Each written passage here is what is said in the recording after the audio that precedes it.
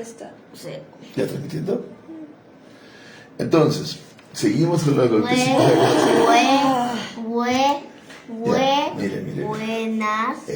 Buenas noches, tardes, buenos días. Ya, entonces, está claro, ¿no? Este es el golpe de Will Smith. Ya todo el mundo ha visto el golpe de Will Smith. Ya sabemos todo eso. Entonces, en eso nos quedamos la otra vez. La cuestión era que al ver el golpe, la interpretación que yo le doy es claramente que aquí hay una alteración de sistemas, porque lo que está sucediendo es que una máquina de entretenimiento tan bien aceitada como la de Will Smith, porque es un actor que canta, danza, encanta, anima, es de todo, ha hecho de todo, de pronto se revela porque no acepta que se bromee sobre la alopecia de su esposa. Entonces pone un stop a toda esta cuestión de bromear de todo, entretenernos de todo, y de pronto él se siente ofendido. Y lo loco es que lo van a castigar. Él renuncia por toda la presión a la Academia del Oscar. A él lo castigan 10 años para que no esté más en la academia y pasa por una clínica para controlar su ira. ¿Por qué? Porque la máquina se mostró humana. Lo que no puedes hacer en el sistema es mostrarte humano. Para entender el código del sistema es muy necesario ir a la filosofía marxista. Porque el código del sistema, si bien van a ser metaestructuralmente, siempre todo nace metaestructuralmente a partir de las transferencias y contratransferencias que hay en el deseo, y que luego esto se va a convertir en una espiritualidad. Siempre va a estar dado de alguna manera por la infraestructura, por los modos de producción. De alguna manera de ahí van a ser una superestructura, aunque nosotros sabemos que todo eso nace de una metaestructura. Pero de todas maneras, entendamos el código del sistema a partir de la lectura de este tipo, ¿no? Nos habíamos quedado en la lectura de Simone Weil para entender que el método numenológico se basa ¿En qué se basa el método numenológico? En la fenomenología. Muy mal, carajo, numenológico. Si no es numenológico ya no es fenomenología. Recuerda, la filosofía es metafísica y luego está la fenomenología. Por ahí vamos a encontrar la dialéctica también, que es la que vamos a ver ahora en Hegel luego. Pero la cuestión es que hay como estos métodos, ¿no? Un método metafísico, va a venir luego la duda cartesiana de Descartes, y vamos a pasar luego a un método fenomenológico que va a ser la base de las ciencias, y va a venir la filosofía fenomenológica con Husserl y demás. ¿Entiendes? Y nosotros no estamos en la filosofía fenomenológica, sino noumenológica. ¿Y en qué se basa nuestro método? Para eso estábamos leyendo a Simone Weil. ¿En qué se basa nuestro método? Nuestro método es... ¿Qué se basa nuestro método? Nuestro método es... ¿Nuestro o tu método? Nuestro, porque ustedes están trabajando. Nuestro método se basa en... Nuestro método. Tú siempre en la mayéutica socrática. Claro, tú dices partimos de la mayéutica socrática, pero no, mi amor, pero muy bien, porque la mayéutica socrática tiene que ver con todo eso, porque es una cuestión que se devela. No, partimos a partir de la atención. Eso es lo que nos enseña Simone Weil. Es la atención hasta llegar a la oración, atención como oración. Y la base de este método es... Oyuzca. La base de este método es...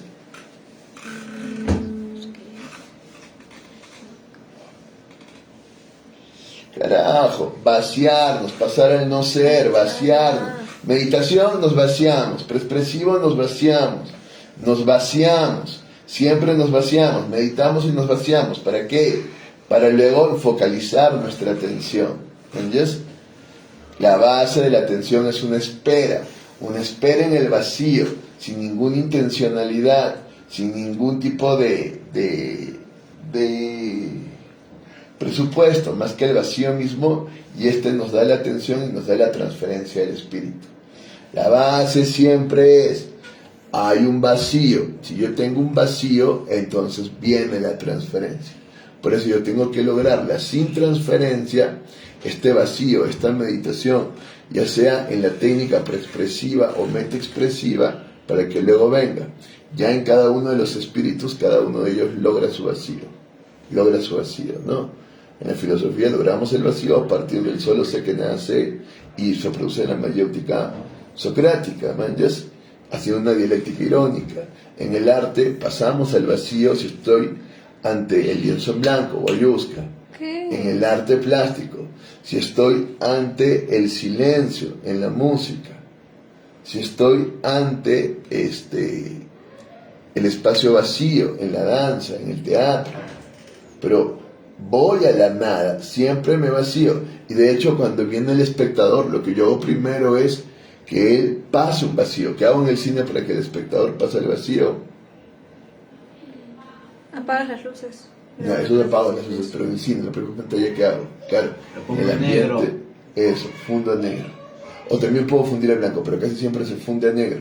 Se funde a negro para que luego recién aparezca la imagen. Se hace el vacío, siempre se hace el vacío para que ¿Qué te aparezca tiraste el un pedo? espíritu. Yo no. Yo tampoco. Ah, Vamos, mira. No. ya, vamos. Bueno, sí. Y entonces, por favor, atención acá. Entonces, siempre entro al vacío para dirigir mi atención y para que ésta realmente logre la transferencia. Esa es la numenología. La base de una transferencia es tener un vacío. ¿Me entiendes? Pero ¿qué pasa? El mundo vive en el vacío. No, ¿En dónde vive el mundo? es tratar de llenar el vacío.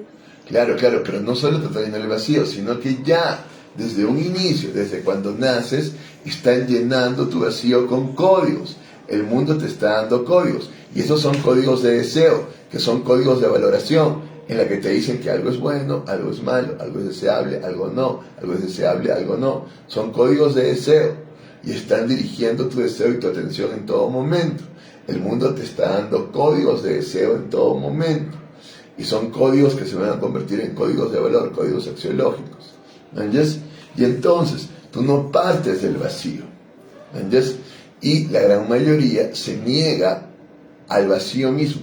Porque si yo hiciera vacío, tendría que pasar a una evangelización o tendría que pasar a una revolución. Porque el vacío me lleva a esos dos procesos. Evangelizar y a morir a mí mismo y saber que soy un pecador y que todos estos códigos son falsos y que al final recibo el Espíritu Santo puro de Dios. O a negar esto y revolucionar totalmente estos códigos. Tal vez ¿Entiendes? te das cuenta que en realidad ese también es un código. Bueno, Ir a la iglesia, rezar, entonces es un pinche código. no. Luego se transforma en un código. Es imposible que no se transforme en un código todo, porque al final todo se transforma en un código. Y luego viene el problema hermenéutico que vamos a ver luego, ¿no? Que Todo el mundo va a la iglesia porque les dicen que supuestamente Dios existe, porque supuestamente va la gente buena. porque justamente les supuestamente están poniendo un código y no han pedido el Espíritu Santo. la gran parte de la población es cristiana justo por eso, porque Sí. se los han impuesto. Sí, porque es un código que No está porque lo hayan transferido utilizado, y que no está porque lo hayan impuesto. elegido. Así es. Pero hay muchos que sí lo han elegido y que han entrado en el Espíritu Muchos puro. no. Sí, mi amor, muchos, son muchos. No, Ya sí. la gran mayoría no. La gran mayoría no, de acuerdo. La gran mayoría está en un código preestablecido. Eso es totalmente cierto. Pero muchos sí y pasan a una evangelización. En esta época no, me atrevo a decir que muy pocos serían los que realmente habían elegido. Sí los hay. No. Sí los hay. Así como también Los hay, pero todavía hay, muchos. y son muy pocos los que verdaderamente hacen una revolución, que son muy pocos. ¿Quiénes hacen una revolución realmente? Casi nadie. Pero hay gente que aún en su pequeño sitio están revolucionando y luchando contra las estructuras. Son muy pocos, son los que verdaderamente se vacían, porque al vaciarse va a producir evangelización o revolución. Luego esto logra una estructura nueva y viene la globalización. Y luego está el problema hermenéutico, que todo espíritu se invierte. Es decir, se vuelve una cuestión particular de poder, de lucha de poder, todo espíritu. Y tú tienes que lograr hermenéuticamente convertir ese espíritu. Ahí lograr una metafísica del espíritu para lograr realmente la esencia del espíritu y lograr sacarlo de su inversión. Eso lo vamos a hacer en el plano hermenéutico. Pero ahora lo que quiero que entiendan es el código en el que estamos.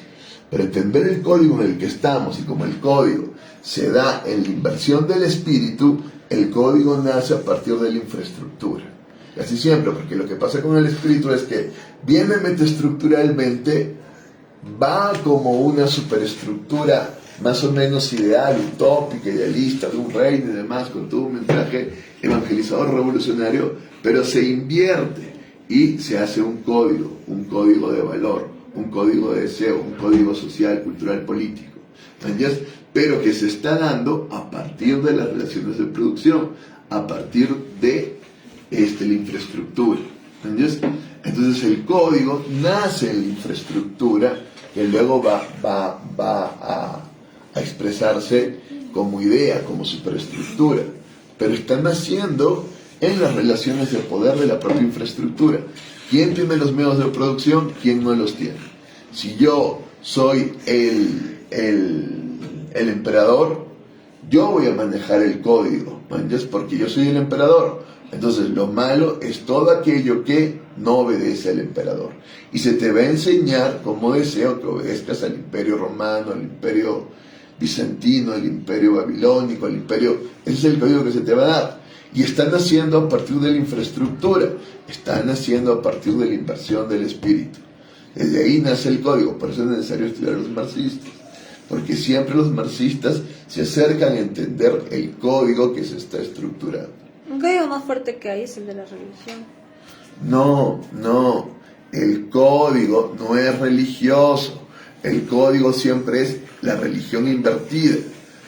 Esa religión invertida tiene una base económica, siempre va a ser económica. Quien tiene el poder es el que va a dar el código, no la religión. La religión es una superestructura que se invierte, porque toda espiritualidad se invierte en este mundo. Al invertirse, el código queda en manos de los que tienen el poder económico. Los que tienen el poder económico. Tiene un chingo de poder económico. No, la iglesia se invierte. Una cosa es la iglesia cristiana primitiva, cuando llega el imperio, entonces la iglesia cristiana se hace la iglesia católica imperial y se invierte. ¿Quiénes marcan el código de la iglesia católica imperial? El emperador. Aunque el imperio cae, luego la iglesia se rige como si fuera sacro imperial, aunque nunca logran realmente revitalizar el imperio, siempre tienen ese código y se sostienen bajo ese código, la iglesia católica. Luego viene la iglesia protestante y se mantiene bajo un código, se invierte en un código capitalista. Siempre el código está dado por la infraestructura y ahí es donde se arma el código. Por eso es importante leer a los marxistas, porque los marxistas van a partir siempre de un análisis de la infraestructura. ¿Quién tiene el poder económico? Él es el que va a marcar el código. Y eso es así. Siempre el que tenga el poder económico va a marcar el código. ¿Entiendes? Si bien esto nace metaestructuralmente del deseo, y este deseo trasciende al espíritu, y hay una espiritualidad que va a dar una cierta superestructura, esta se va a invertir, y luego esta inversión va a dar un código estructural, un código de ley y un código superestructural. ¿Me entiendes? Siempre es así, metaestructura, hay como una visión superestructural, viene la infraestructura, se arma el código invertido, se hace una conversión, que es una conversión metafísica bastante endeble, porque no llegas a convertir, sino más bien a pervertir. Es una perversión que marca el código estructural. Y es así como se maneja el mundo. Porque en el mundo siempre se sufre la gravedad del devenir. Ese es el problema hermenéutico. Cualquier cosa buena que digas, en el mundo se va a invertir. Siempre. Siempre se va a invertir. Vamos. El invento del neoliberalismo. Capital humano, máquina, ideonidad que va a producir ingresos, categoría del neoliberal en uso. La lógica del pensamiento neoliberal ha producido categorías nuevas, tal como esta que le pertenece a T. W. Schultz, 1902-1998, de la Universidad de Chicago, y otras de la misma escuela. Según esta, la economía ya no está compuesta por individuos, ahora son unidades empresa. De allí la concordancia con el actual gobierno nacional con su teoría de emprendedores, es decir, individuos empresa, que asumen todo el riesgo de su capital, que es su cuerpo, sus conocimientos, su destreza, su forma de solucionar problemas, su idoneidad. Ya te dijo el primer código, ya te dijo la base del código. Para que tú seas considerado dentro del sistema, ¿qué tienes que ser? Tienes que tener una base empresarial. Emprendedor, exacto, tienes que ser empresario. Eres un individuo emprendedor. Esa es la base de la ciudadanía global. Si tú eres un simple técnico, un obrero, no cuentas para la ciudadanía global, porque la ciudadanía global tiene como base el empresario, que se ve a sí mismo como un capitalista que va a arriesgar su trabajo, su cosa para obtener ganancia. Todos se ven como emprendedores y tienen que tener como su negocio propio. Para eso está el internet, para eso están los medios, para que tú logres tener tu negocio propio. ¿Está claro? ¿Está claro? Muy bien, entonces esa es la cuestión. Vamos, repasemos un poco la historia. A partir de las políticas intervencionistas del presidente Roosevelt, 1933-34, la llamada New Deal, calificada como keynesiana, donde el Estado, junto a pactos sociales, desarrolla una tarea reguladora y dinamizadora de la actividad económica, y donde la creación de empleos fue central, pero también la elevación de impuestos, todo eso impactó en la teoría liberal clásica. Muy bien. Vamos a ver que esto tiene como correlato la Guerra Fría, aunque todavía ahí no está la Guerra Fría, luego viene la Segunda Guerra Mundial, viene la Guerra Fría, y hay toda esta visión keynesiana de la economía, donde lo que tenemos es tratar de hacer una clase media que logre poder adquisitivo y de verdad darle impuestos a las clases altas. ¿Para qué? Para que haya un capitalismo más o menos humano. Esto se va a mantener hasta que venga la caída de Rusia.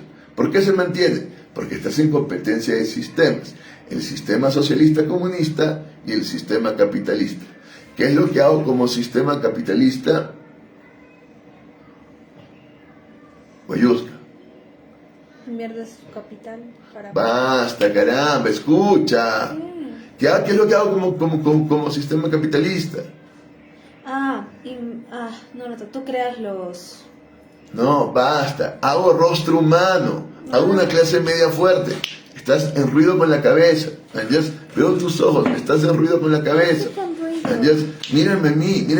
No mires acá. Porque estoy grabando. Ya, mi amor, pero atiéndeme. Por favor. Vamos. Ya la cámara se puede quedar ahí. Atiéndeme. Yo lo que necesito como capitalista es hacer un rostro humano. ¿Qué hago para hacer un rostro humano? ¿A quién le cobro impuestos? ¿A las personas que tengan cash? A las de clase alta, a los dueños del capital. A ellos le cobro porque son los que tienen más plata. ¿Y qué hago? Le doy poder adquisitivo a una clase media, les doy empleos bien remunerados y hago una clase media. Y con eso le voy a ganar la guerra a Rusia. Cuando caiga Rusia, ya no necesito eso y paso al neoliberalismo. Frente a estas fallas conceptuales, el trabajo de T.W. Schultz, Nobel de Economía, 1979, inscribe una serie de artículos relacionados al capital humano. Lo acompañará otro economista también, Nobel de Economía en 1992, Gary Becker, que hará otros aportes.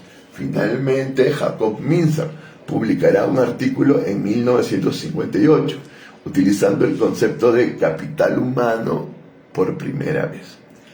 A la teoría de Ricardo la continúa Carlos Marx, quien escribe: el trabajo no solo crea bienes, también se produce a sí mismo, y al trabajador como una mercancía, y en la misma proporción en que produce bienes.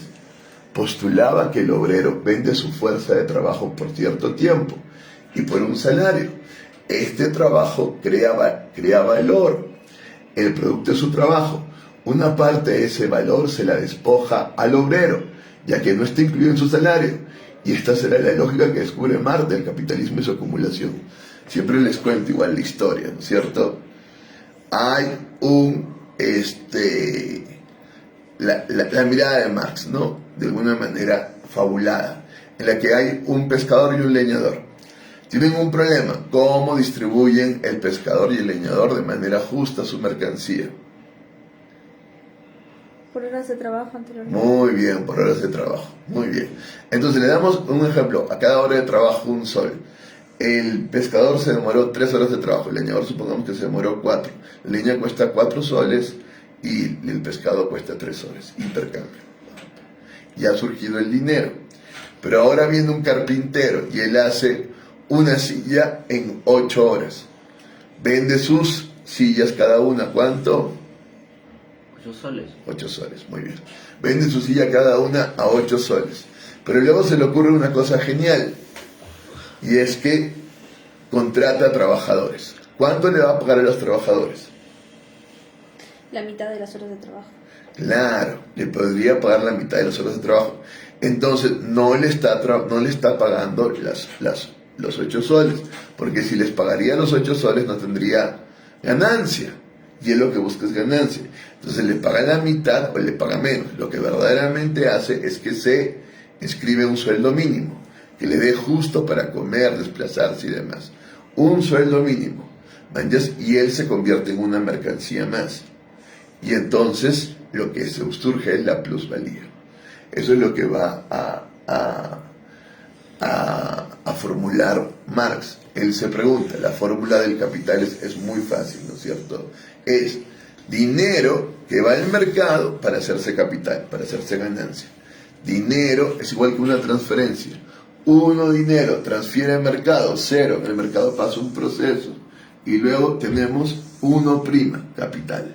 ¿Entiendes? Como si tuviéramos un espíritu absoluto, pero de hecho es un espíritu objetivo, ¿no? Que es un cuarto, transferencia 0, código mercado, transferencia 1/4 prima. ¿Qué es lo que tenemos como 1/4 prima? Capital. Es decir, este dinero ha generado ganancia en el mercado. Marx se pregunta, ¿pero cómo es que surge esto? ¿Cómo es que el dinero puede generar ganancia? Y entonces Marx dice, el dinero genera ganancia porque debe haber una mercancía que está subvaluada, y esa mercancía es la fuerza de trabajo de la gente. Entonces, la fuerza de trabajo de la gente está subvaluada, pagado como sueldo mínimo, y no pago lo que realmente vale.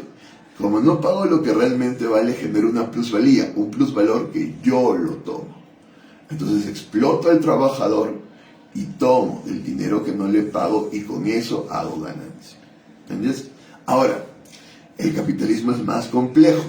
No solamente hago eso, externalizo costos, hago juegos financieros, hago mercado negro, no pago impuestos, miles de estrategias para que el capitalista genere ganancia. No solo está la explotación del trabajador y la propia tecnología, que me pone en un problema serio, ¿entiendes?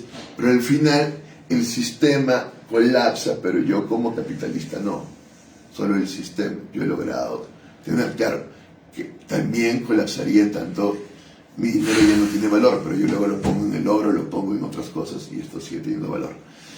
El hecho es que el sistema capitalista es más complejo, mucho más complejo, pero la fórmula de Marx es como la básica, ¿no? La plusvalía para obtener ganancia. Vamos. Claro, luego también hay otras fuerzas de trabajo que, como tienen estudios, capital simbólico, estudios en universidades muy importantes, no se subvalúa, sino que muchas empresas quieren esa fuerza de trabajo, y entonces se valora bastante bien, porque esa fuerza de trabajo me va a traer ganancias. Pero el trabajador, el obrero común, está bajo un sueldo subvaluado. La lógica del capital solo tiene la fuerza y el tiempo, lo trae en un producto de mercado y solo le interesa por el valor producido. Esto será para Marx trabajo abstracto, porque no está referido al concreto, ya que amputa toda la realidad humana y sus valores cualitativos, y se mueve en el mercado como una mercancía más, para la teoría neoliberal, TNL, teoría neoliberal, con fina astucia, no es obra del capitalismo real esta abstracción que denuncia Marx, sino solo de la teoría económica clásica que solo resalta los procesos del capital, la inversión, la máquina, el producto, reconociendo la crítica de Marx. La teoría neoliberal critica el liberalismo clásico y comienza por definir el concepto de escasez. Muy bien, ¿qué ha pasado? Marx hizo su crítica. Entonces, los neoliberales dicen, eso aplica al liberalismo clásico, que ellos entendían así, porque Marx parte de esta cuestión del tiempo de trabajo como el valor de la teoría clásica. Él no lo inventa, él parte de Ricardo, sobre todo de David Ricardo, y siempre se parte de Adam Smith, que son los liberales clásicos, ¿no? La teoría clásica liberal. Pero el neoliberalismo, que es una revisión total del liberalismo, dice muy bien Marx, eso chévere para el liberalismo clásico, pero en el neoliberalismo eso no aplica. Y el neoliberalismo arma otra teoría. Y la teoría del neoliberal es muy importante, porque el neoliberalismo va a ser la base para la construcción del código actual. Es muy importante entender el neoliberalismo. Vamos. Esta TNL, teoría del neoliberalismo, no se interesa por el análisis económico del trabajo. Dice, no, el trabajo no es la fuente de valor. Dice, no. Y vamos a tener a la escuela austríaca que va a decir, no, es el propio mercado, la oferta de demanda, y al final el valor es subjetivo. Pero en fin, acá no va a entrar el autor en esto.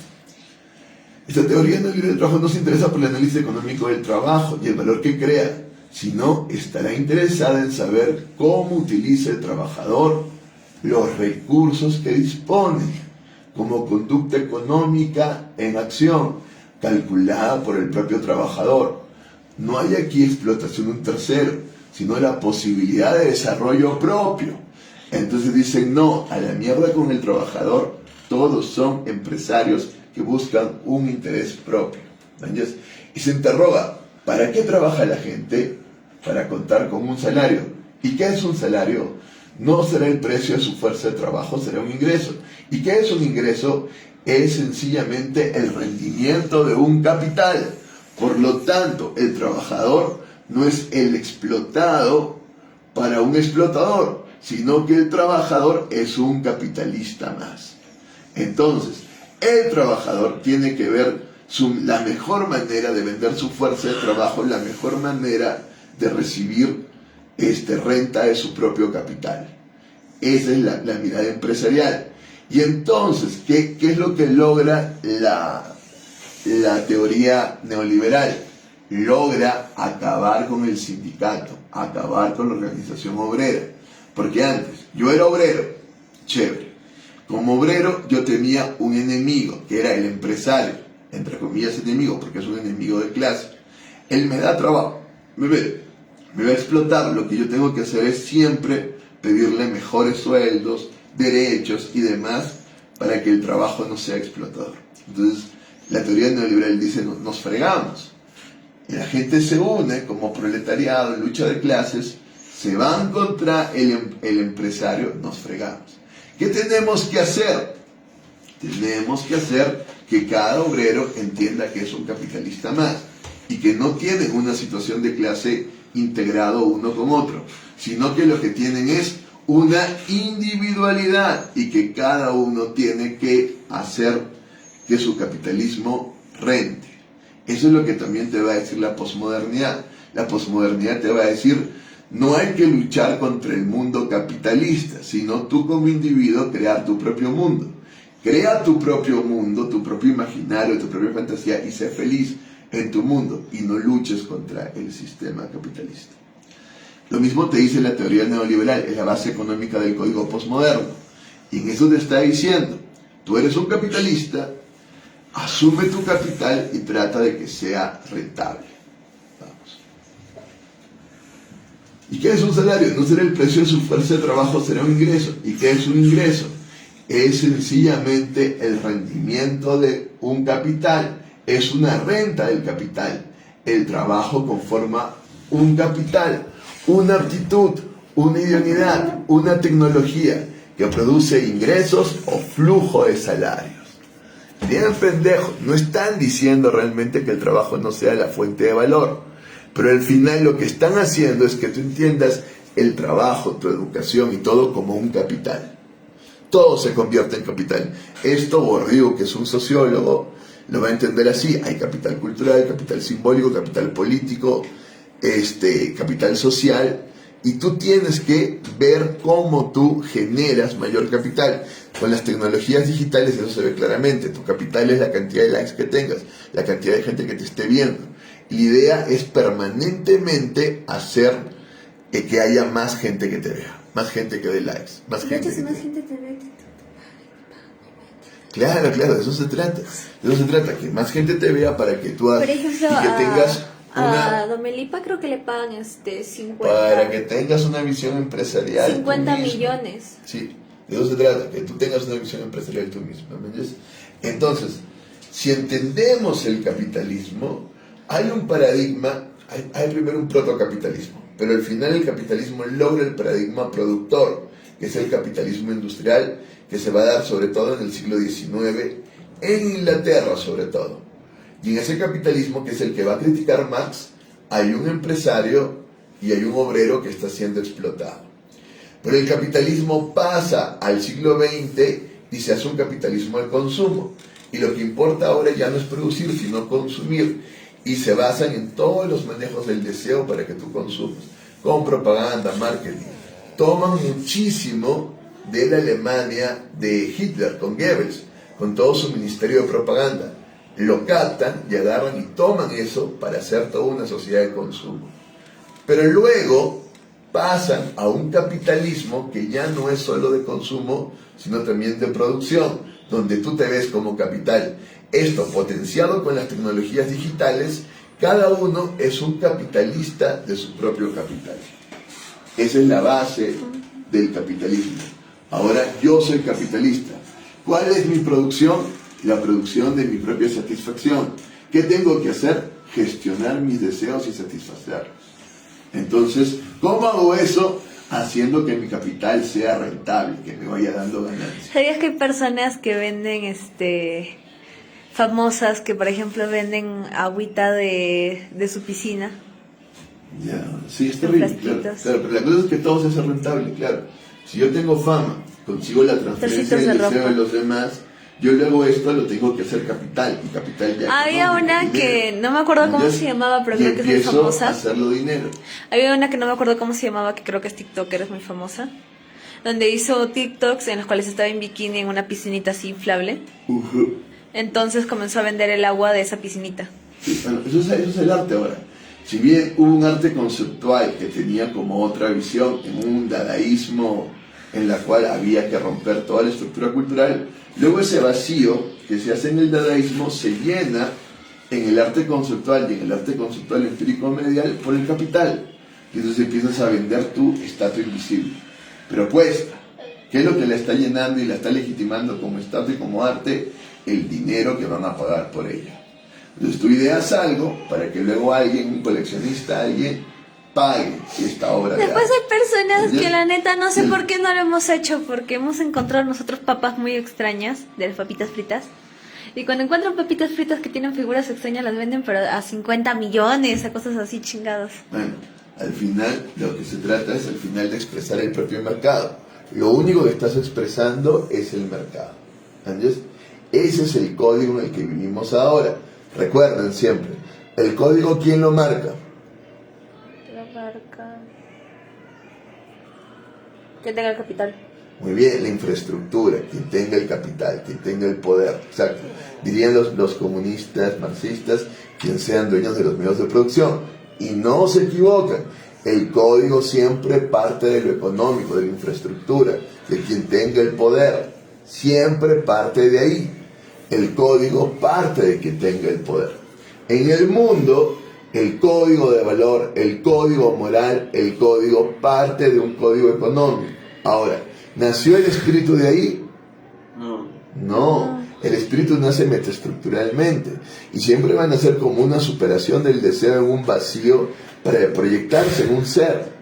Y este ser tiene toda una visión. ya sea evangélica o revolucionaria, pero siempre todo espíritu se invierte, ¿está claro?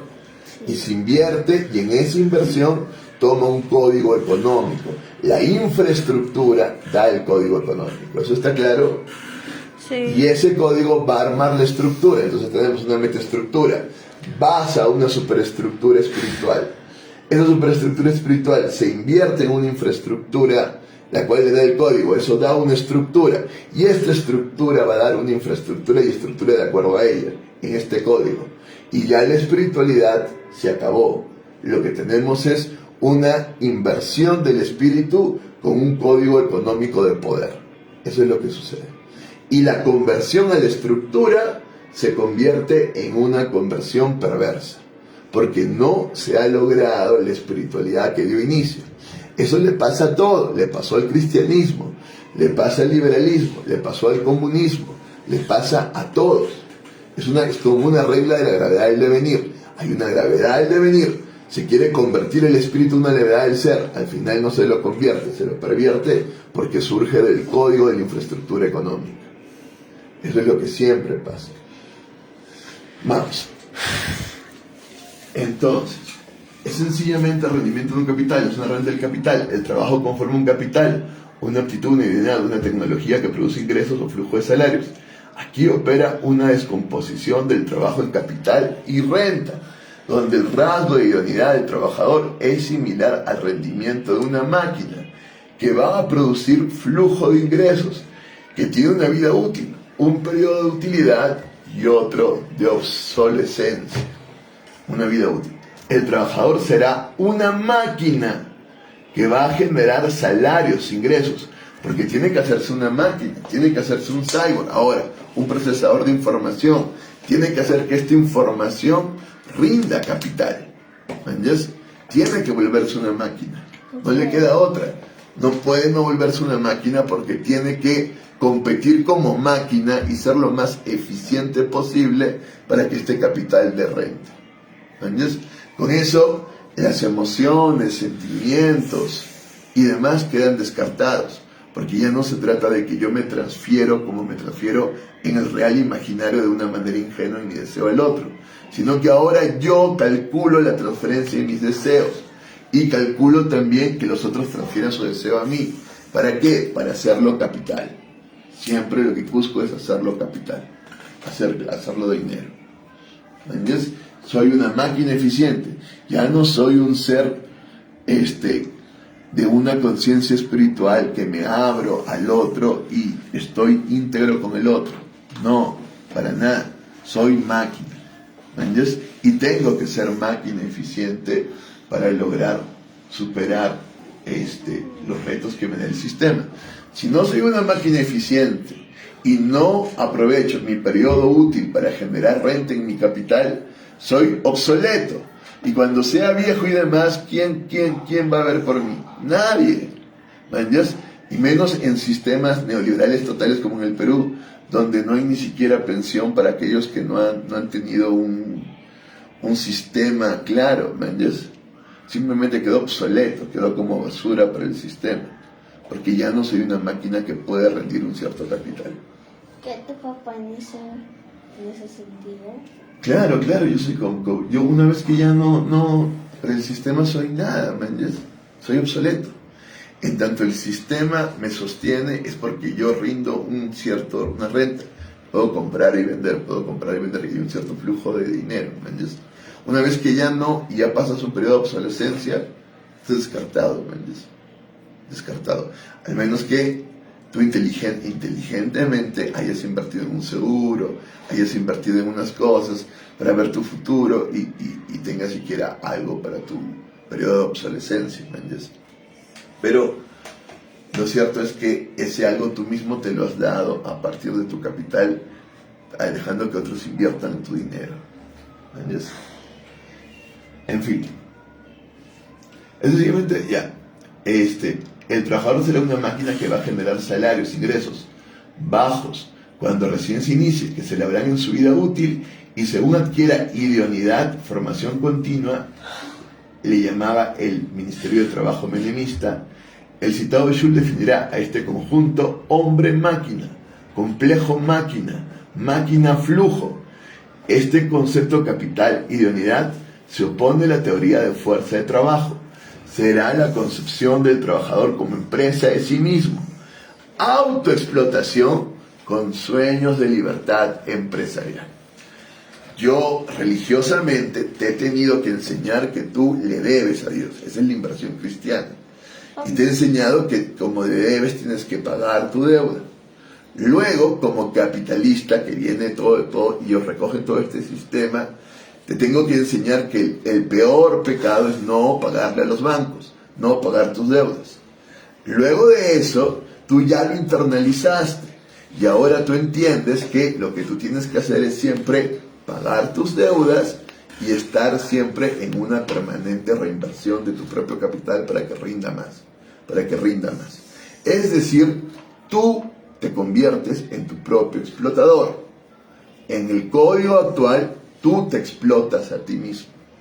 Entonces ya no es el código que Marx criticaba, que hay un explotador y un explotado. No hay. Lo que hay en este código es que tú te explotas a ti mismo. Yo me exploto a mí mismo.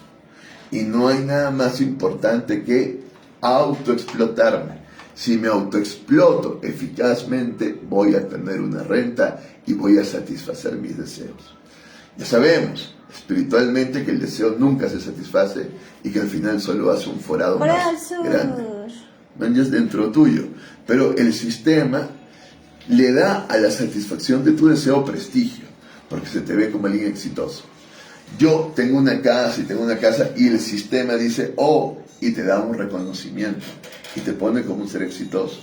Yo logro con mi cuerpo llamar la atención y demás, y el sistema te da un reconocimiento y te pone como exitoso. Y entonces todos quieren llegar a los niveles de éxito que logran otros. Y ahí vienen los influencers, Pero ahí viene toda la cuestión de quienes la más red la social. estiran son quienes van al gym. ¿Ya? Claro, Grandes. porque tú estás viendo tu cuerpo como una inversión para obtener capital, para que te vean en las redes y eso hacerlo dinero. En México y Y en es- la gran parte del y mundo es así. quienes bailan los trends. Y es así como funciona toda la globalización. ¿Entiendes? Toda la globalización Después los funciona cantantes. como un ciudadano empresario. Muy distinto al sistema liberal en su base, que se te veía como un ser pensante. Como ser pensante que tenía que cumplir ciertas leyes de ciudadanía en un Estado. Muy distinto. Por eso ahora cuando los liberales dicen, no, lo que tenemos que lograr es ciudadanía, huevas. Si tu ciudadanía es una miércoles, si tú ya no eres ciudadano, en el sistema global, tú eres un individuo empresario, una máquina de hacer tu capital rentable. Eso es lo que eres. ¿Manjas? Y tienes que ser una máquina idónea, bien formada, para que conozca las oportunidades, que tenga mucha información para aprovecharlas. ¿Manjas? Una máquina eficaz. Vamos. Esto se diferencia de la teoría clásica del Homo economicus. ¿Por qué? Porque era hombre de intercambio, el socio, uno que vende y otro que compra. La teoría de la utilidad se definía según las necesidades de estos dos socios. En la teoría neoliberal, el Homo economicus no es socio, es empresario. Y su empresa es él mismo, su propio capital, su propio productor, la fuente de sus ingresos. Y queda librado a las variables del mercado. El gran Dios de todo este código es el mercado. Si hemos entendido la estructura que les he marcado, y en esta estructura, espíritu absoluto, en la estructura, ¿quién es? En el espíritu absoluto, en la estructura, ¿quién es? Dinero. El político, espíritu absoluto, religión, infraestructura empresarial, estructura político. ¿Te recuerdas, Kai? Espíritu revelado, ¿quién está en la estructura? Payusca. En el espíritu revelado, ¿quién está en la estructura? Ingeniero. No, eso es en la infraestructura. Recuerda que las infraestructuras son los modos de producción. Es ahí donde producen. La estructura es el lugar de la ley, el lugar de establecer el orden. Entonces, en la estructura del espíritu revelado está el militar. Siempre va a estar el militar. Superestructura, arte. Infraestructura, ingeniero. Estructura militar, guayusca. Ni una, vamos, siquiera que esté intentando. ¿Qué ni una? Yo ¿Quién soy la que está? más participó en todo el inicio, güey. ¿Quién está en la estructura del espíritu subjetivo? A ver. ¿Quién está en la estructura del espíritu subjetivo?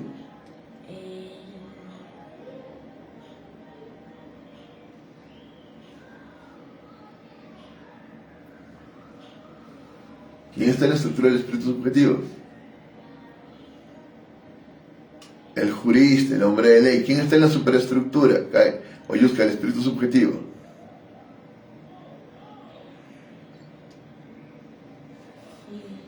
Oyusca, la superestructura. No me acuerdo. El espíritu subjetivo, mi amor, no lo estás pensando ni siquiera. ¿Cuál es el espíritu subjetivo? Muy claro, espíritu absoluto, religión. Espíritu revelado, arte. Espíritu subjetivo,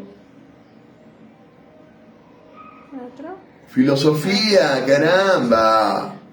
¿Quién está en la estructura del espíritu subjetivo? El jurista, la ley. La filosofía se objetiva en el derecho, se objetiva en la ley. ¿Entiendes? ¿Y quién está en la infraestructura? El técnico. Vamos, ¿quién está en la estructura del espíritu objetivo?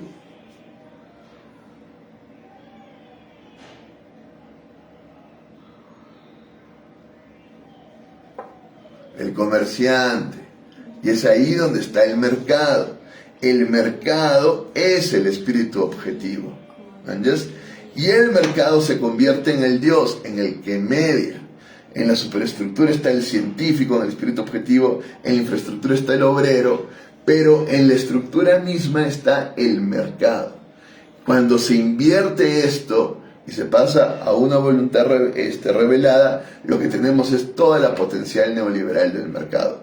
Y el mercado se transforma en el Dios. Él es el que va a mediar toda la potencialidad de la materialidad según su oferta y demanda. Él es el que va a manejar todas las transferencias. Toda la transferencia se va a manejar a partir del mercado. Él es el no ser. Él es lo que está desintegrado que va a integrar todo lo demás. Él es el gran cero, el mercado. ¿Entiendes? Y ese mercado es el que va a transformar todo. ¿Entiendes? El que va a hacer que todo se transforme y que todo tome orden. Y el mercado es el Dios del código capitalista neoliberal. Es el Dios.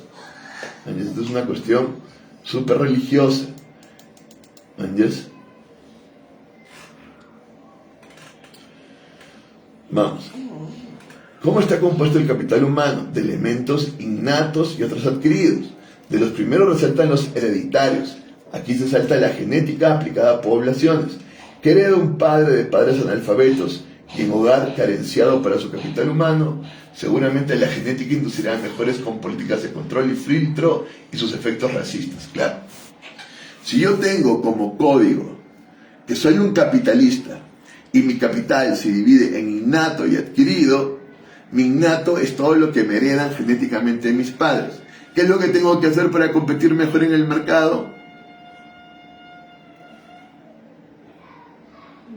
¿Qué es lo que tengo que hacer para competir mejor en el mercado? Tratar de siempre mostrar una buena parte. No, alterarme genéticamente. ¿Cómo alterarte Estoy en lo genéticamente? innato, caramba, estoy en lo innato. Mi capital es innato y es adquirido. Adquirido, necesito una buena educación que me dé la información del mercado para poder tener oportunidades. Eso es lo adquirido. Y voy a buscar no solo una buena información, sino que voy a buscar poder simbólico. ¿Entiendes? Por ejemplo esto. Bueno, veamos esto. Muy bien. ¿Cómo alterarte genéticamente? Es que no tienes Me relación. altero genéticamente. Lo que yo hago es que la ciencia avance para alterarme genéticamente. Yo necesito tener un modelo de buen cuerpo, no muy gordo, no grasas saturadas, no. Y además, ya ni siquiera hay alteración genética, pero si yo me voy a meter con otra persona a tener un hijo, voy a elegir a un hombre fuerte, a un hombre que esté genéticamente sano, a un hombre que esté genéticamente con capacidades mentales equilibradas, porque ahora lo que importa, y ya lo están haciendo en muchos países, es tu código genético. A ver, tienes enfermedades, tienes cosas, todo se convierte en la mejor inversión. Y lo que tengo que hacer es tratar de alterarme genéticamente para lograr tener lo mejor innato para poder competir de la mejor forma. ¿No Entonces, estás describiendo a Corea del Sur? entonces se trata de alterarte genéticamente. Claro, el filósofo Byung-Chul Han tiene esta base, ¿no? Y de él parte este código reflexionado. Este autor, que es latinoamericano, está tomando de Byung-Chul Han para entender este código, porque Byung-Chul Han, justamente partiendo de Corea del Sur, te dice claramente que al final, en el siglo XXI, el explotador es uno mismo, el verdugo es uno mismo. Y en ese verdugo lo que intentas es alterarte genéticamente para lograr mayor competencia y lograr también capital adquirido, ¿no? Que es educación. Pero en educación, lo más importante en la educación es que yo logre poder simbólico. ¿Cómo logro en la educación poder simbólico? Lo que tengo para lograr es ¿Prestigio? en qué colegio estoy, en qué universidad. Prestigio. ¿Entiendes? Claro, prestigio. Muy bien, hija. Muy bien. Entonces acá hay una investigación que han hecho estos patitas peruanos, pero desde Europa. Y la pregunta es, ¿de qué colegio eres? Para ver quiénes ocupan puestos en el Perú. ¿Quiénes ocupan puestos en el Perú en sectores gerenciales, en sectores de importancia, mandos medios o mandos superiores? Y los que ocupan puestos son los que vienen de colegios muy prestigiosos, el Marcan, X colegios prestigiosos de Lima, ¿no? Y de universidades prestigiosas, tanto en el Perú como en el extranjero. No importa si tú has sido el primer puesto, segundo, lo que importa es que tú estás en esos colegios y que tienes ese prestigio, y a partir de eso hay un marcador de clase. Es decir, a partir de eso yo sé que estás en la clase media, en la clase alta, y entonces que eres de mi clase social, y que de alguna manera vamos a tener pensamientos homogéneos y nos vamos a poder entender. Entonces yo, como empresario, lo que busco en el Perú y también en Latinoamérica, así en toda parte del mundo, son estos marcadores de clase. ¿En qué colegio estás? ¿De qué universidad vienes? Importa una mierda si tú tienes las capacidades, si eres un genio, si puedes, porque eso no les importa. Lo que importa es que tengas tú esos marcadores de clase, en general. Abrirte este espacio por tu propio esfuerzo, sin que tengas, porque en el Perú todo funciona por argolla, por vara, te conocieron. No solamente es en qué colegio estás, sino, mira, te conozco, yo he estado en este colegio, tú también, ven, te jalo, porque eres mi amigo del colegio. Entonces, romper esa argolla en el Perú es casi imposible. ¿Qué es lo que no le perdonan a Pedro Castillo? Que esté tomando ministros incapaces y demás. No, que esté tomando ministros que no pertenezcan a la argolla limeña. Eso es lo que no le perdonan, ¿entiendes? Porque les está quitando poder en los puestos de mandos intermedios y altos en el Estado, ¿entiendes? Y eso es lo que no le pueden perdonar. Le están quitando poder. Y el código es muy claro, ¿entiendes? Los que están en puestos medios y altos son los que han estado en colegios de clase media alta, que son 10, 12 colegios, que ni siquiera son los mejores, porque al final se entiende en las últimas encuestas que el mejor colegio es el colegio estatal de alto rendimiento. Ese es el mejor colegio. Pero no hay muchos de ese colegio, aunque recién han empezado, pero igual, de ese colegio no es lo que cuenta, porque no cuenta tus capacidades ni que el colegio sea bueno, sino que sean marcadores de clase. Y ese es el código, ¿entiendes? Ese es el código. ¿Está claro? Entonces, yo paso a una alteración genética cada vez más clara para lograr tener un capital innato. No es alteración genética. Con muchas alteración más... genética es te inyectaras un chingo de cosas. No, sí, están pasando alteraciones genéticas. En Están pasando a Corea, estudiar... en Corea eso lo que hacen es simplemente cuidar su piel con tratamientos. No, están pasando alteraciones genéticas. Ver tu código genético, ver cómo estás constituido genéticamente. Algunos hacen cirugías plásticas, pero más que nada de los ojos. Ahora, esto del código genético es una pendejada, porque lo cierto es que se maneja epigenéticamente. Es decir, no importa mucho el código genético, sino cómo se vaya a despertar. pero les han metido esta mentira del código genético y se la creen en lleno, ¿no? Y están siempre tratando de alterar el código y viendo con quién voy a estar y viendo cómo hago para que mi genética sea cada vez mejor y más competitiva. Eso es lo que están tratando de hacer permanentemente. Vamos. En la teoría neoliberal, el homo económico no es un socio, es un empresario. Su empresa es él mismo, su propio capital, su propio productor, la fuente de sus ingresos, y queda librado a las variables del mercado. Aquí hay otro texto que es un poquito más complejo para ver cómo es que el mercado se convierte en el Dios total. ¿Entiendes? El mercado es el Dios total. Hay otro texto acá, tremendo, para ver esto. ¿Entiendes? Solamente vamos a leer, porque es un libro, vamos a leer solo el prólogo de este texto, para entender al Dios. Vamos. Totalitarismo del mercado. El mercado como ser supremo. Dios no murió, se transformó en dinero. Claramente. Veamos. Este es un texto más largo. Vivimos una coyuntura histórica que muchas generaciones anteriores hubiesen querido vivir. Es muy especial porque en esta época muchas grandes certezas o verdades evidentes se están cayendo literalmente a pedazos. Grandes verdades, otrora sostenidas por argumentos científicos o filosóficos tan sólidas, literalmente se están asomando como nubes al viento, lo cual está produciendo una situación en general carente de un sentido definido.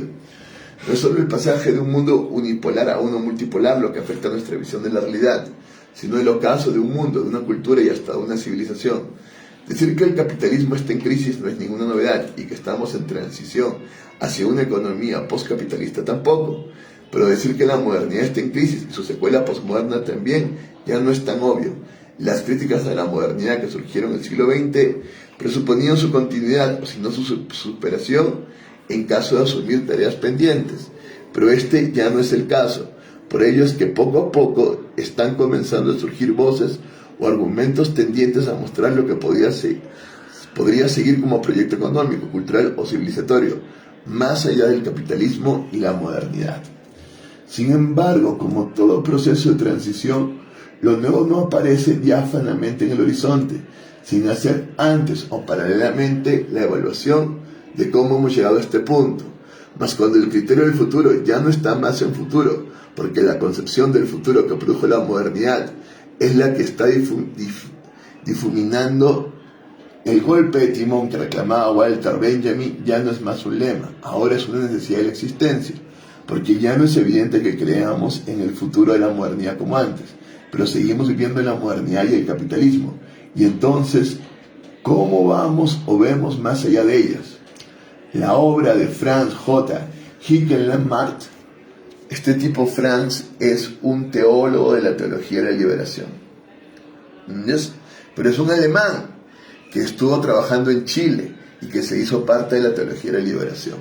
La teología de la liberación es la teología que nace en el Perú desde el padre Gustavo Gutiérrez, tiene ecos en todas partes con Leonardo Wolf, tiene toda una filosofía de la liberación que ya no es teología, con Enrique Dussel, y es como el pensamiento más importante de toda Latinoamérica. Y lo que entiende es que hay un oprimido por la colonización europea y un oprimido por el neoliberalismo capitalista y por el liberalismo capitalista, y que al final, si vamos a creer en Dios y vamos a tener a Dios como nuestro Señor y Salvador, en esa fe tenemos que lograr un mundo de hermanos donde no hay opresores. Ahí también entra en la teología de liberación la pedagogía del oprimido de Gustavo Freire, siendo la visión de la liberación la visión latinoamericana. Si la filosofía en Latinoamérica ha logrado algo, es la filosofía de liberación.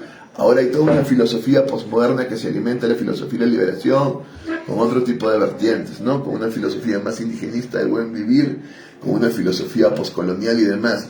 Pero todo tiene que ver con la filosofía de la liberación, que se alimenta del marxismo y se alimenta del cristianismo. Y en Latinoamérica, entonces, de alguna manera, la teología de la liberación hace un síntesis entre Marx y la teología cristiana. ¿Entiendes? Muchos desde una visión más cristiana, otros desde una visión más marxista. Este patita tiene una visión un poco más marxista. Está mostrando desde hace décadas cómo el capitalismo y la modernidad produjeron una realidad tal que omnibuló nuestra visión o comprensión de lo que hace posible cualquier realidad.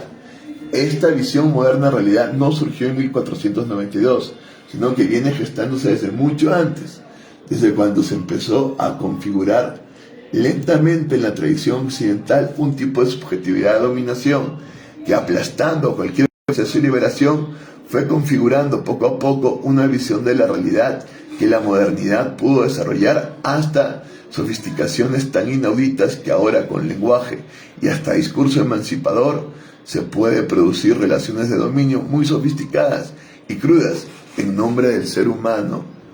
Es el problema del fetichismo que fue formulado por Marx y Hickelmarx desarrolla como muy pocos en este tiempo, y que Hickelmarx desarrolla como muy pocos en este tiempo. ¿Cuál es el problema del fetichismo? Nosotros lo abordamos desde la metaestructura. Si yo me transfiero a algo y quedo apegado a esa transferencia, ese se convierte en mi fetiche y se convierte en mi Dios y quedo enajenado en él. El dinero tiene esa posibilidad. El dinero te transfiere el toque. Es ese significante vacío que realmente no tiene ningún valor, pero que puede tomar cualquier valor posible. Es el gran Dios de todas las mercancías. Es la mercancía cero. La mercancía que puede valer cualquier mercancía. Con dinero puedes comprar cualquier cosa. Y entonces tiene un poder transferencial increíble.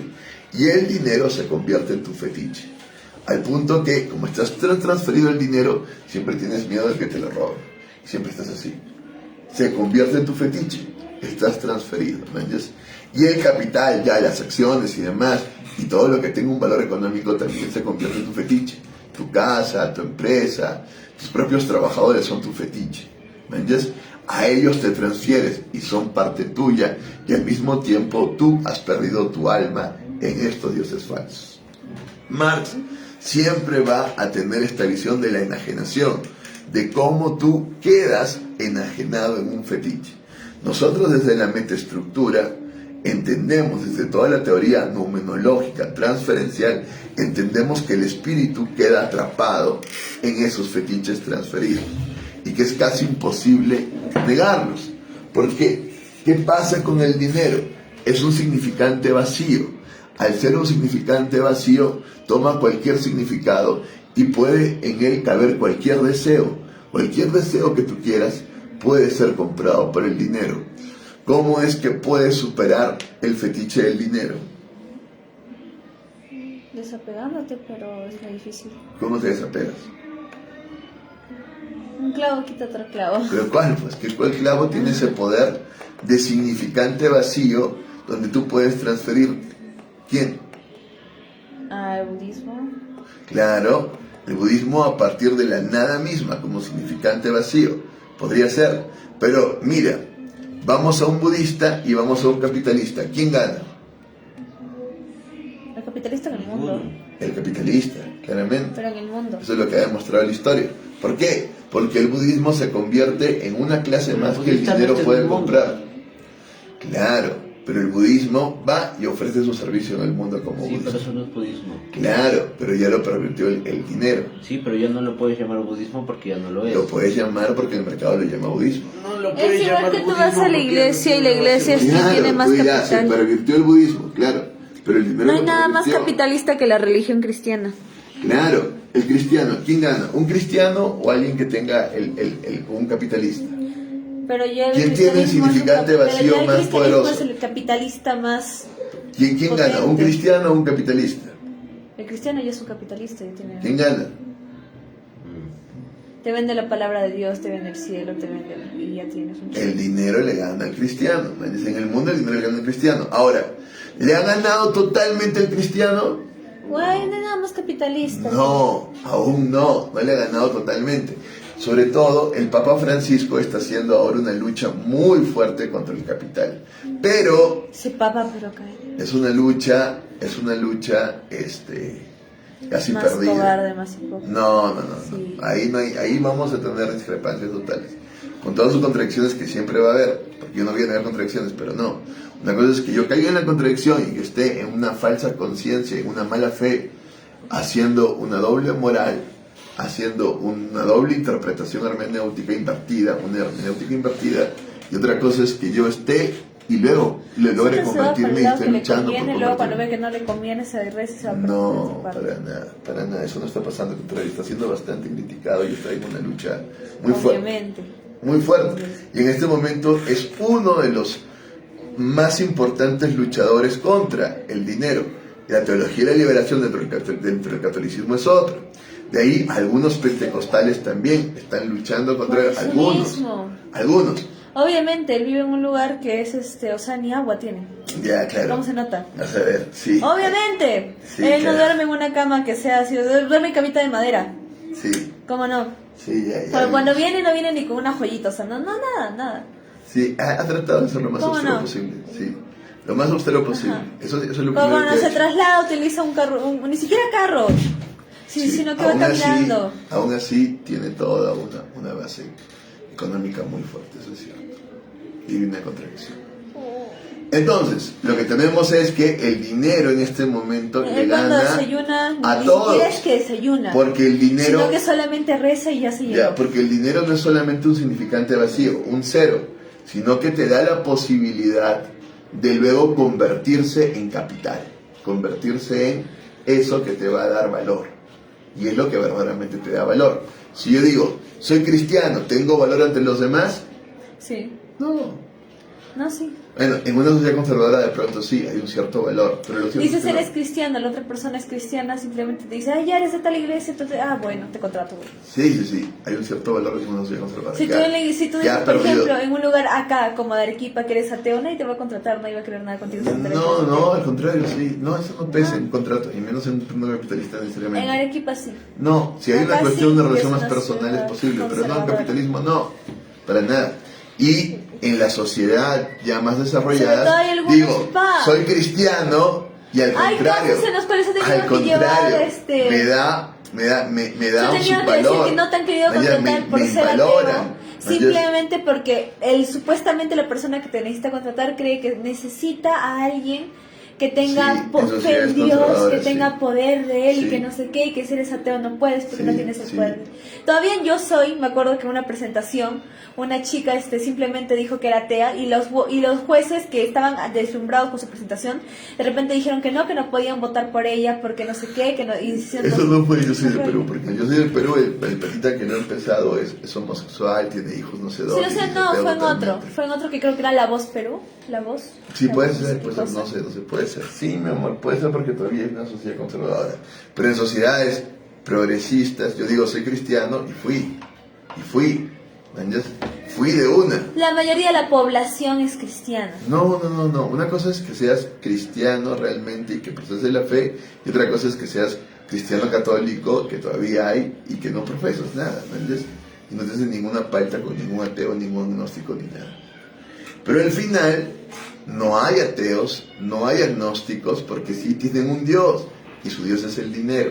Y si yo digo, tengo dinero, todo el mundo va conmigo. Todo el mundo, en una. Me dijo Eso que me da te un amo, valor que te tremendo. siento, yo Mañas, solo amo el dinero. ¿Dónde has estudiado? ¿Dónde? No, pero tengo dinero. ¡Uf! En una todo el mundo con él. ¿Mañas? Porque el dinero tiene la promesa de dar valor siempre.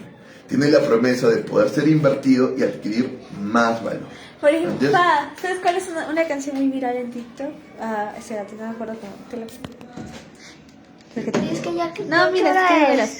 Se trata de una chica 12 y que comienza a 13. cantar. Vivimos en un mundo materialista, así que el hombre con dinero siempre va a ser el indicado.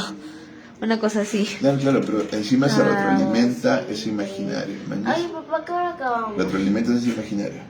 12:40. Ay, qué exagerado que eres. Ya 2:30. Ya. ¿Qué? ¿Qué? 2:30. Son 3 horas de las 11 a las 2. 12:30. Ah, ya. 2. Allá. Ay, qué cosas. Ya, vamos, voy a buscar. Porque son 2 y 13. Yo creo que siempre es. La computadora Pero creo hace que está en inglés. 14. Entonces, estamos quedando claros, ¿no es cierto? En esta dialéctica del Dasman, el Dasein, el Resen, el Dasman aparece ya en un código neoliberal. Recordemos, el código lo da siempre la infraestructura, el sistema económico. Siempre está dado por quien tiene los medios de producción. ¿Entiendes? Está dado por quien tiene el poder y la infraestructura. Él es el que articula el código. ¿Entiendes? Oye, es que no, que le van a quitar su video. Ah, sí, te van a quitar Sí, mete el video, basta. Ajá. Ya Sí, después. Entonces lo que tenemos es eso. El código se da infraestructuralmente. A lo mejor ya te lo censuran por la melodía. Ya, y en ese código infraestructuralmente siempre el código va a tener una base metaestructural. Y la base metaestructural del código va a ser religiosa. ¿Quién es tu Dios? ¿Quién es aquel? Ahora, ¿qué entendemos como Dios? Entendemos desde la numerología transferencial que el ser es la determinación integrada. El no ser es... ¿Por qué siempre Si el ser es la determinación integrada, el no ser es... La definición determinada sería indeterminado. Ya, claro, indeterminado, pero indeterminado ¿qué? Si el ser es lo determinado integrado, el no ser es... Lo indeterminado desintegrado. Exacto. Y el ser en sí, el espíritu, ¿qué es? ¿Qué? ¿Y el espíritu qué es? Lo integrado. ¿No? La posibilidad libre a voluntad de determinarme o indeterminarme. ¿Entiendes? Ya sea desintegrado o integradamente. Yo me voy determinando y determinando. Esa es la posibilidad del ser en sí mismo. El ser en sí mismo es el espíritu. Y el espíritu tiene la posibilidad de determinarse e indeterminarse. ¿Quién tiene el poder espiritual? ¿Dios o el dinero de determinarme e indeterminarme? Dinero. Claro. Según tú pensarías, el dinero tiene la posibilidad de determinarme e indeterminarme. Pero ¿realmente el dinero tiene esa posibilidad de determinarme e indeterminarme? Sí. No. Sí. No. Sí. No. Porque tendría que lograr yo determinarme e indeterminarme libremente. Porque en esta vida todo se puede comprar y hasta eso se compra. No, mi amor, porque no podrías determinarte libremente, porque te estaría determinando el propio dinero. ¿Entiendes? Ese dinero que es un significante vacío, no es tan vacío como parece, porque al final está manejado por capitales. El dólar está manejado por el capital norteamericano. Y ha puesto esto para que al final vuelva y dé valor a su economía. Por lo tanto, yo no estoy yendo a un significante realmente vacío. Es en apariencia vacío, porque puede tomar el valor de cualquier mercancía, pero al final yo estoy yendo a este capital que lo ha puesto en el mercado. ¿Entiendes?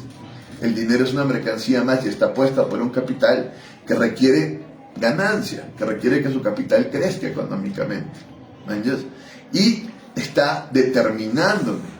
Yo realmente no puedo determinarme libremente por el dinero, sino que más bien el dinero me determina y me indetermina también. Yo diría, no, yo manejo mi dinero. No es tu dinero, tío. Es una construcción sistemática. No es tu dinero.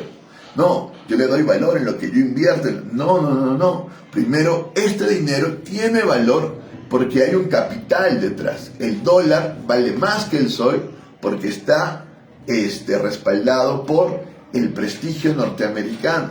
¿Entiendes? Por este capital. Y por eso tiene valor tu dinero, no por lo que tú le des. ¿Entiendes? Luego tú le agregarás valor, pero le estás agregando valor al dinero. ¿Entiendes? No es que el dinero te está dando realmente valor a ti, pero él también me da valor. Sí, claro, te da cierto valor económico, pero le vas dando tu energía, le vas dando tu tiempo, le vas dando tu atención, le vas dando tu alma y te vas consumiendo. Entonces el dinero no es un Dios verdadero en ningún sentido. Es lo que llama Marx fetiche, los dioses terrenales. Y es justo contra lo que va a ir Marx. Marx tiene, y acá lo resalta este teólogo de la liberación, una crítica religiosa contra el capitalismo, que es desde esa crítica que partimos.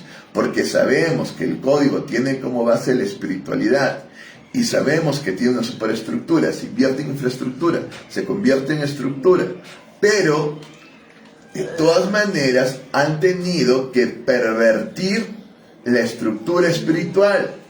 Para que hayan logrado un código así, han tenido que convertir al capital en Dios, al mercado en Padre, al Hijo en el capital, al primer mandamiento, amar el dinero por sobre todas las personas, al segundo mandamiento, matar al hermano para que él sea el perdedor y tú el ganador, y estar en el espíritu de permanente consumo en la gestión de tus deseos. ¿Sabes quién te enseña muy bien eso? ¿Entiendes?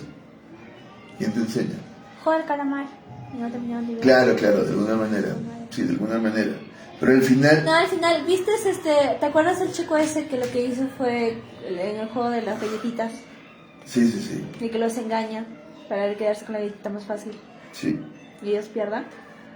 Al final él se convierte en el peor monstruo, chingados. Sí, claro. No, de veras se convierte en el peor monstruo. Claro. La chica, al final los únicos sobrevivientes son la chica, él y pues el personaje principal. Claro, porque este Dios, el capital, el dinero, el mercado te deshumaniza. Te quita toda posibilidad de transferirte al otro. Hay uno que murió Porque- como de la manera, ¿se podría decir que fue la pareja que murió de la manera más humana? Sí, porque la base, Pero la tendrías base, que vértelo, chico. la base al final y la base de todo imperio es el complejo Caín y Abel, ¿no? Yo Caín mato a Abel y yo Caín construyo la civilización.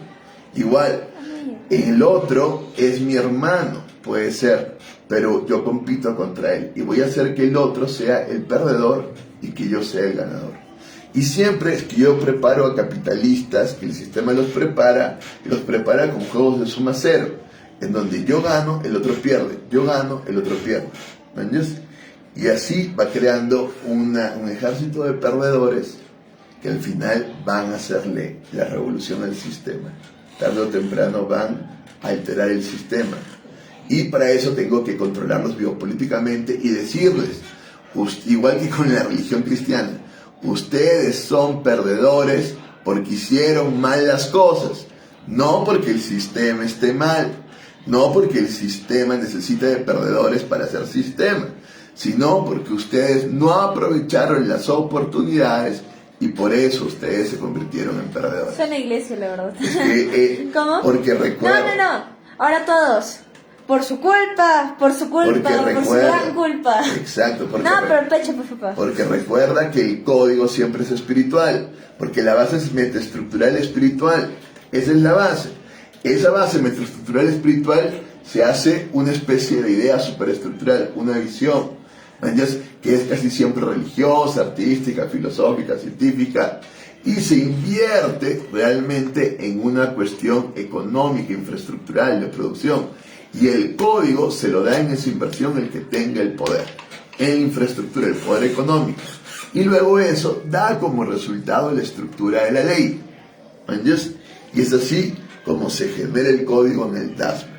Si estudiamos el Dasman, entendemos entonces. El Dasman es producto de la metaestructura espiritual, que me da una cierta superestructura. Esa superestructura se invierte en una infraestructura. En esa infraestructura se da el código según el que tenga el poder económico. Eso me bota una ley, una estructura. Y en esa estructura, en esa ley, se van a dar las transestructuras. Esa estructura ha pasado a ser una conversión de la infraestructura, pero no ha logrado realmente la conversión, porque una verdadera conversión sería volver a la espiritualidad primera que generó todo esto. No vuelvo a la espiritualidad primera, sino que voy a un código estructural. Y eso ya es perverso. Por lo mismo, la ley en el mundo siempre es perversa. Siempre la ley es perversa. Siempre. Y la ley está basada en una inversión de aquellos que pongan el código por tener el poder económico. ¿Entiendes? Y entonces, al poner un código, de todas maneras, este código deviene en convertirse en un Dios, aunque tú lo hagas secularmente, porque tú dices, no, yo no creo en ningún Dios, yo soy ateo, yo soy mentira. Porque al final tu código viene de una espiritualidad, siempre. Siempre viene de una espiritualidad. Y lo que has hecho con esta espiritualidad es invertirla, O sea, convertirla. ¿Entiendes? Ahora, esa espiritualidad tú la vas a representar en tu superestructura, ya sea religiosa, artística, filosófica, conceptualmente, científicamente. Pero lo cierto es que se invierte. Ya, apenas pasa la religión se invierte en infraestructura siempre. Luego viene la estructura y eso se convierte en transestructura para transferirse a todo el mundo y tratar de crecer y hacer toda una globalización. Entonces, ese es el proceso permanente. ¿Entiendes? Vamos, lo primero, ¿de dónde surge todo código humano? Primero de él.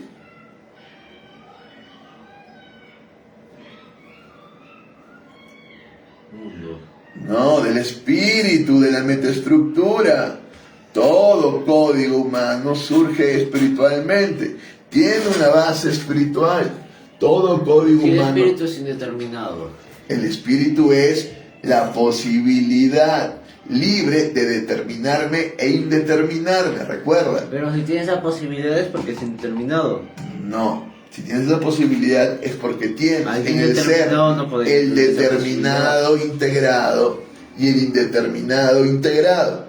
Tengo en el ser el determinado integrado, en el no ser el indeterminado integrado, y el espíritu es la posibilidad de determinarme íntegramente, determinarme desintegradamente, determinarme. El espíritu es esa posibilidad.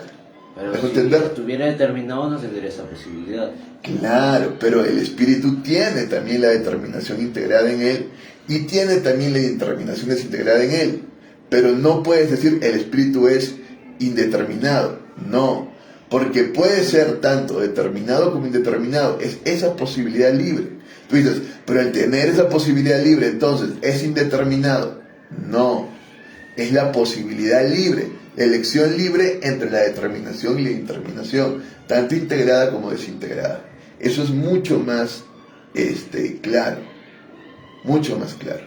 Es esa posibilidad libre. ¿Entiendes? No va a estar siempre indeterminado el espíritu, sino que va a elegir por determinaciones, ellos. Pero toda esa cuestión nace de una espiritualidad. Luego esa espiritualidad va ¿a dónde va esa espiritualidad?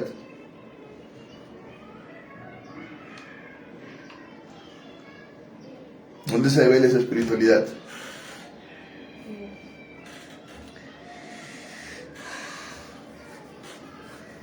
¿Dónde se devela esa espiritualidad?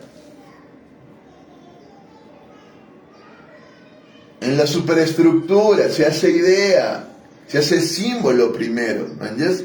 ¿Cuál es la primera superestructura? La religiosa. Siempre va a ser el espíritu absoluto de la religiosa. Se va a hacer superestructura religiosa. Luego de eso, ¿qué va a pasar? Se va a pasar el arte. No, va a ir a invertirse. No pasa el arte, pasa la infraestructura. El espíritu va superestructuralmente, pasa la infraestructura, se determina en un código y se invierte. Al invertirse hay una perversión, porque está pasando por un código económico. Lo mismo que le pasó al cristianismo. Yo soy cristiano, muy bien. De pronto va toda esta espiritualidad cristiana que empieza a convertirse en religiosa, en un símbolo de la permanente Eucaristía, de la lectura de la Biblia, con ritos y mitos muy claros, y de pronto se invierte. El imperio la acepta y el que tiene el poder, que es el emperador, empieza a ponerle el código a la religión.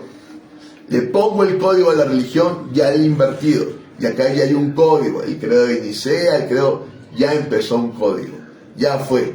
Y ese código, de todas maneras, está dado por el poder económico, por el poder imperial. Pasamos de la iglesia primitiva cristiana a la iglesia imperial.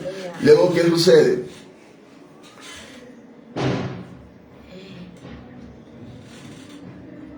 El código pasa a ser ley, se convierte en estructura, pasa a ser ley, pasa a determinarse cómo el imperio se va a manejar, a ordenar y cómo se va a ordenar esta fe.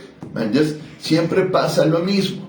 Y luego esta estructura se transfiere a los demás, pasa la transestructura. Entonces es así, metaestructura, superestructura, infraestructura, estructura, transestructura. Siempre es lo mismo. Viene de una espiritualidad. Claro, ahora nosotros sabemos metaestructuralmente que lo primero es lo real, es la unidad misma del ser y no ser, determinado íntegro, el paraíso. Luego viene lo real imaginario, que son los códigos del deseo. Si yo supero los códigos del deseo, logro lo espiritual. Si yo logro lo espiritual, que es lograr superar todas las inversiones en los códigos de deseo, porque ya en el código de deseo me he invertido, logro superar, recién logro lo espiritual, pero lo espiritual a su vez se invierte. ¿Me entiendes? Lo espiritual, ¿dónde se va a develar? En la superestructura, porque la superestructura me devela lo espiritual. Luego pasa a la infraestructura. La infraestructura le va a dar el código a partir de que tenga el poder económico. Eso va a pasar a la estructura, se va a hacer ley y eso va a ir a la transestructura. ¿Me entiendes?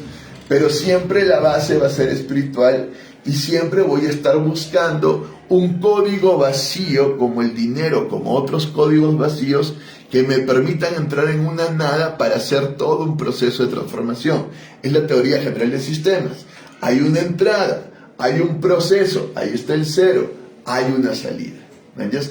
Esta caja negra donde hay un montón de procesos es lo que yo siempre voy a buscar. Este significante vacío que me permita elaborar un montón de significados y que luego me permita procesar algo. Ese significante, entre más vacío, con mayor potencialidad de elaboración, es lo que voy a entender yo siempre divinamente. Siempre. Ese potencial vacío es el mercado.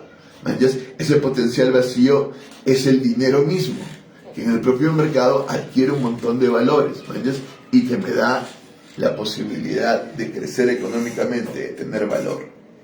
¿Me entiendes? Eso es lo que me da. Y es así como se determina el código del Dasman. Ahora, estamos en la dialéctica del Dasman y el Dasein. Se te acabó el tiempo. Ya un ratito. Estamos en la dialéctica del Dasman y el Dasein. ¿Qué tiene que hacer el Dasein? Irse. No, ¿qué tiene que hacer el Dasein?